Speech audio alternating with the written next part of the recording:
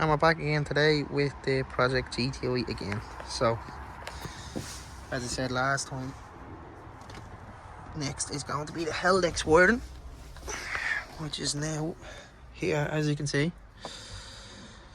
That's the haldex wiring. There's plenty of more. I actually, in the previous video, would have seen I had all this tidied up, but then I made a mistake as well, so I had to go and clean it all up. But by right, the canvas wire should be twisted together to stop interference, like this.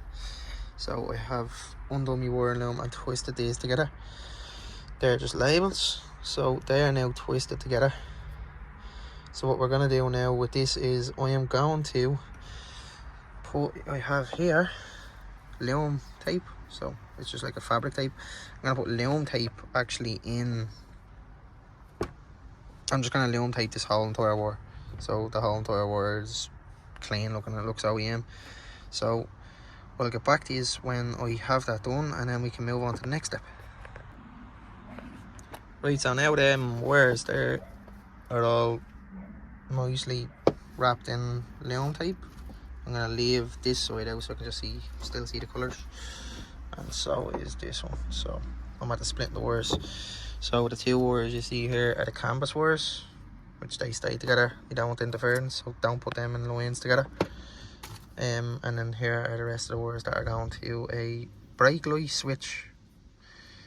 A switched live, which is gonna go to a the fuse box, and then a constant live, which I think I'm gonna just go off the fuel pump this side, because no matter what, when you have your ignition on, the fuel pump is running. So I need to get a good live. So we're now gonna wire these up to their different modules. So the two canvas wires I'm gonna go with first, because they seem like the less of a headache. I have the canvas, I actually have the canvas module out here. That's the canvas module. I'm not actually wiring it into this module, I'm actually wiring it underneath the dashboard there, where you can see them wires going up. So I'm gonna wire it to that, and then I'll show you the wiring then when it's done and the location they go, and then we should be good to go then and start coding in things. But there is two ways you can wire it into this, which is underneath your dash, or you can wire it into your airbag module, which is underneath here. But I'm just going with this because I already have it out, so it's going to be a little bit more of a headache, but it is what it is. I have to get it done. I'll cut back in when I have these in their location, and when they're in their location I'll explain then how I done it. So if you are doing it yourselves, then you understand where and how it works.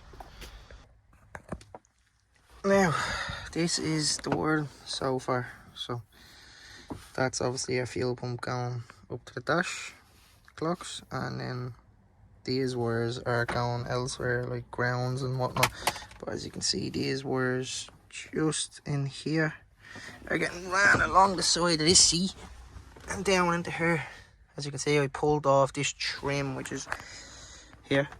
This is the side trim off the side of the console, and I have these wires now, your canvas wires, running into here, which you can see there's just an airbag module just in there. These wires here are part of the loom, so I have them joined here.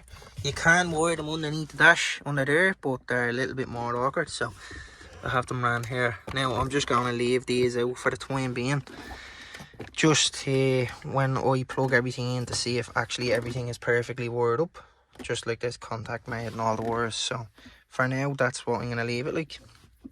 I have wires as well, you can see wires just getting ran up just here. I have them exposed as well, just so I know that there's going to be good contact in the wires. So when I do start to code things and I do put the engine in, oh, as well as a fully forged engine going into the car as well. So I'll actually show you the engine bay for the time being. So here's the car, as you can see up on axle stands, and there is the engine bay. No engine, but I actually have to take out the anti-roll bar and put in the S3 anti-roll bar, because it has a slight little dip to it to allow for the prop shaft to come under. So that's that. You can also see the four-wheel drive, I can show you, it's just under here. there is the haldex. There's raced on coilovers in it as well. Yeah, that's the haldex, and the boot floor is cut out. I have a nice piece of aluminium cut out for that. I need to get that welded in, but I'll weld that in when everything's done. Right now everything's perfect. So yes, that is the GTI for the time being. Everything for now until I get everything working. She's just gonna sit on the axle stands for the time being. I'm getting the engine back now in a couple of days, so the engine should be in the car and good to go. And I'll show you the engine side of things when I do get that back. You'll see me building that. I'll do a full series on this build, but yeah, this whole entire build, as in the 4-wheel drive and everything, and the Force engine, is going to be on this channel, so stay tuned for that. And that's it for today. We'll be back next time with quite possibly these wheels moving, hopefully with these wheels moving, but we'll see how things go. That's it for today.